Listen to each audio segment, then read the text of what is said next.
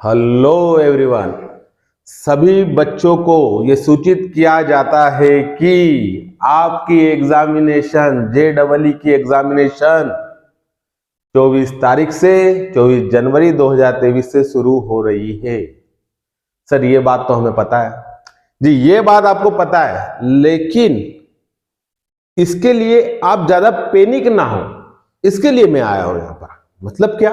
मतलब ये कि अब आपके दिमाग में ये चलेगा सर लगभग 40 दिन भी नहीं बचे हमारे पास, और हम कैसे प्रिपरेशन करेंगे सर, कैसे हमारा दिमाग इस पर लगाएंगे सर, क्या ऐसा करें जिससे कि हमारी एग्जामिनेशन सही हो जाए सर। हम मेंटली सेट ऐसे थे सर कि हमारी एग्जामिनेशन, चूंकि अभी तक नोटिफिकेशन आया नहीं था, तो सारे कोचिंग क्लास, सारे इंस्टीट्यूट, हर जगह से ये बोला गया था कि नहीं, आपकी एग्जामिनेशन अब कहां पोस्टपोन्ड होगी, अप्रैल में।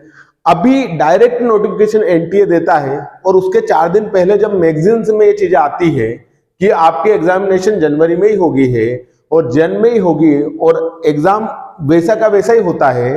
क्योंकि अब ये भी क्लियर हो रहा है कि नीट की एग्जामिनेशन जो है वो भी 7 तारीख के दिन हो सकती है। 7 मई के दिन आपकी नीट की एग्जामिनेशन भी हो सकती है। इसको भी प्रिडिक्ट कर सकते हो आप, या फिर ये तो कंफर्मेशन में बोल सकते हो आप कि आपकी एग्जामिनेशन मई में होगी ही होगी। लेकिन अभी बात चर्चा चल रही है अपनी, नीट की नहीं चल रही है, अभी चर्चा चल रही है हमारी किसकी, JEE की। JEE का फर्स्ट अटेम्प्ट, बेटा मेरा एक अनुभव जितना कहता है ना, JEE का जो फर्स्ट अटेम्प्ट होता है ना, वो as compare to second attempt ज्यादा एनर्जीफुल होता है और बहुत अच्छे कॉन्सेप्ट आते हैं।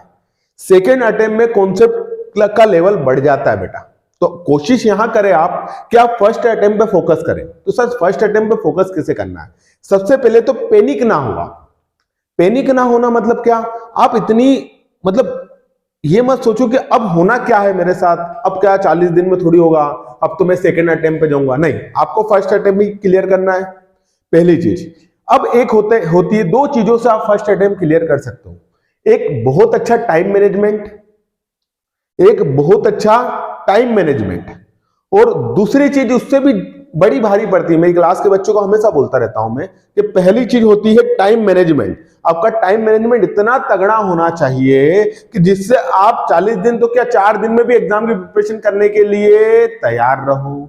सर 4 दिन तो आपने ज्यादा बोल दिया। अरे भैया 4 महीने 5 महीने पिछले से एग्जामिनेशन की तैयारी कर रहे हो तो 4 दिन में रिविजन कर सकते हो, इससे कोई बहुत बड़ी बात नहीं है। लेकिन मैं तो फिर 40 दिन की बात कर रहा हूं, फिर 35 से 40 दिन की बात कर रहा हूं यहां पर। इस समय पर आपका टाइम मैनेजमेंट आपको बहुत काम देगा। अगर टाइम मैनेजमेंट भी कर लिया, उससे ज्यादा और क्या करें सर हम? उससे ज्यादा आप ये करो कि टाइम मैनेजमेंट पे एक ही चीज भारी पड़ती है, वो है आपका जुनून। अगर व्यक्ति का जुनून उसके साथ में है कि मुझे ये करना ही है, तो मैं कहता हूं यहां पर बेटा कि टाइम मैनेजमेंट पे भारी जुनून पड़ता है। क्योंकि जितने भी सरफिरे लोग होते हैं वो टाइम मैनेजमेंट नहीं देखते हैं, वो उस काम को कैसे करना है उसके लिए जुगाड़ लगाते हैं। तो अब बात ये होती है बेटा कि जब एक कहानी यहां पर याद आती है मेरे को कि बोला जाता था कि अगर मतलब एक नौकरी पर एक HR बैठा था, उससे पूछा गया कि आपको एक मेहनती व्यक्ति दिया जाए काम करने के लिए कि एक आलसी व्यक्ति दिया जाए। तो क्या हुआ बेटा कि वहां पर यह बोला गया कि मेरे को एक आलसी व्यक्ति दो आप। तो उस HR से पूछा गया कि क्यों भैया ये आलसी व्यक्ति आपको क्यों चाहिए? मैंने HR लिया, यहां पर कोई अच्छे व्यक्ति थे, लेकिन मैं उनका अभी HR से आपको समझाता हूं, ज्यादा अच्छा रहेगा।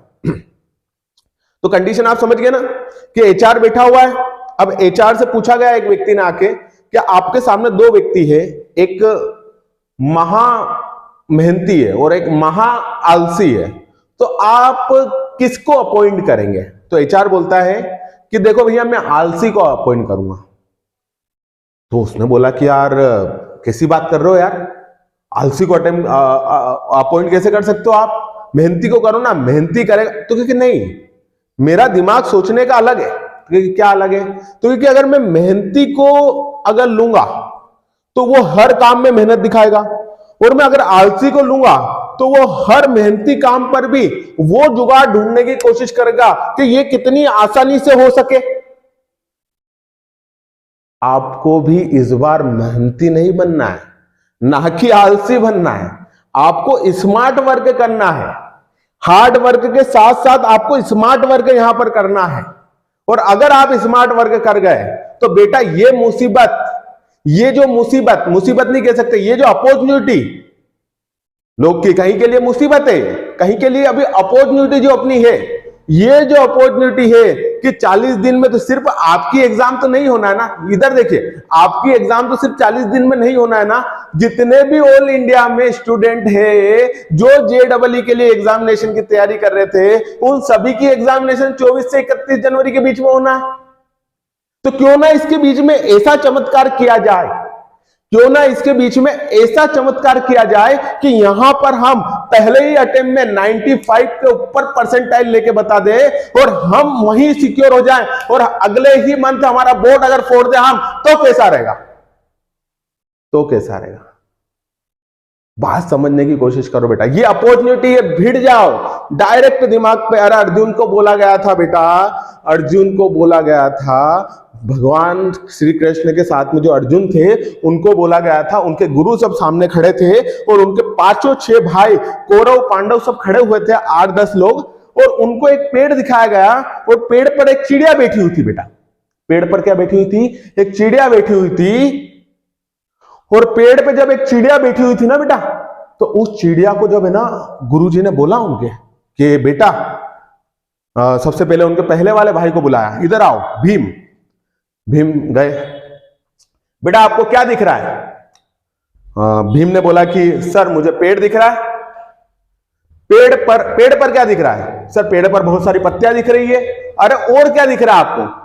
सर हाँ एक चिड़िया भी बैठी है वहां पे। निशाना मारा, नहीं लगा, दूसरे को बुलाया, दूसरे ने देखा, आपको क्या लग रहा है? युधिष्ठिर वगैरह गए, आपको क्या लग रहा है? अरे हमको तो सिर्फ से पेड़ पे है और एक चिड़िया है बस। अब तीसरे को बुलाया, चौथे को बुलाया, उनके भी ऐसे ही आंसर थे। जब अर्जुन की बारी आई ना बेटा, जब उनसे उनके गुरुजी ने पूछा गया बेटा पेड़ पर आपको क्या दिख रहा है, क्योंकि कंडीशन क्या थी वो समझो आप। वो जो चिड़िया थी ना उसकी आंख पर निशाना मारना था, वो जो चिड़िया थी ना उसकी आंख पर निशाना डायरेक्ट आपको तीर से मारना था। अब जब तीर से निशाना मारना था उस चिड़िया की बिल्कुल आंख पर, तो लक्ष्य क्या था? चिड़िया की आंख। अब जवाब सुनेगा, मजा आएंगे। अब जब है ना अर्जुन के गुरुजी ने बोला गया उनसे कि बेटा बताओ आपको क्या दिख रहा है, तो अर्जुन का जवाब था मुझे आंख दिख रही है, चिड़िया की आंख दिख रही है, मुझे सिर्फ आंख दिख रही है, चिड़िया भी नहीं बोल रहे वो। बेटा और पेड़ पर क्या दिख रहा है? नहीं, चिड़िया की आंख, आंख, चिड़िया की आंख, चिड़िया की आंख। आपको पेड़ पर और कुछ नहीं दिख रहा, कुछ नहीं दिख रहा गुरुजी, चिड़िया की आंख। और देखने की कोशिश करो, पेड़ पे कुछ दिख रहा? नहीं सर गुरुजी मेरे को तो कुछ दिख ही नहीं रहा, मेरे को तो चिड़िया की आंख ही दिख रही है। अंततः यह हुआ कि जैसे उनने बाण निकाला, डायरेक्ट चिड़िया की आंख में जाकर घुस गया। इससे क्या समझ में आता है? इससे यह समझ में आता है आप लोगों का दिमाग इधर उधर नहीं जाना चाहिए, डायरेक्ट JEE मेंस। आपसे जब भी पूछा जाए क्यों भाई क्या करना है, JEE मेंस की एग्जाम है, क्या कर रहे हो? JEE मेंस की एग्जाम की प्रिपरेशन। क्या कर रहे हो? और कुछ नहीं कर रहे हो, JEE मेंस की। और क्या कर रहे हो? JEE मेंस की एग्जाम की प्रिपरेशन। पहली बार में अटेम्प्ट मारो, उस अर्जुन की तरह वो आंख ही दिखना चाहिए आपको, इसके अलावा कुछ नहीं दिखना चाहिए। मैं बोल रहा हूं बेटा, मैं बोल रहा हूं पहली बार में अटेम्प्ट कर जाओगे, पहली बार में अटेम्प्ट कर जाओगे। ये वो व्यक्ति बोल रहा है जो जिस व्यक्ति मां सरस्वती का आशीर्वाद बहुत कम लोगों पे रहता है बेटा। उनके पैर पड़ो आप रेगुलर, सुबह उनके हाथ जोड़ो। आप जिस भी धर्म के हो उस धर्म के का ध्यान रखो, क्योंकि आध्यात्मिक बहुत बड़ी चीज होती है। और उसके बाद आप प्रिपरेशन में लग जाओ बेटा। मैं बोल रहा हूं 100% अगर आज से भी शुरू करा आपने तो भी आपका काम हो जाएगा। अब मैं कल का जो वीडियो है आप सब्सक्राइब करें, क्योंकि बेटा मैं कह रहा हूं आपको यहां से आपको ऐसी ऐसी इंफॉर्मेशन दे दूंगा मैं कि जो कि कोई बड़ा से बड़ा चैनल नहीं दे पाएगा, क्योंकि मैं ये चैनल जीता हूं। मैं यहां पर JEE नीट की प्रिपरेशन को जीता हूं बेटा। बहुत कम स्टूडेंट के बीच में मैं सिलेक्शन देके बताता हूं, मेरी टीम पूरी सिलेक्शन देके बताती है। बहुत कम स्टूडेंट लेते हैं हम, और उसमें से हम अगर सिलेक्शन दे रहे हैं यहां पर, ये बहुत बड़ी बात है। आप हजारों की भीड़ कर लो और उसमें से अगर 2-4 को निकालो तो बात अलग हो जाती है, और आप 2-4 को लो और उसमें से 2-4 निकाल दो तो बात अलग हो जाती है बेटा।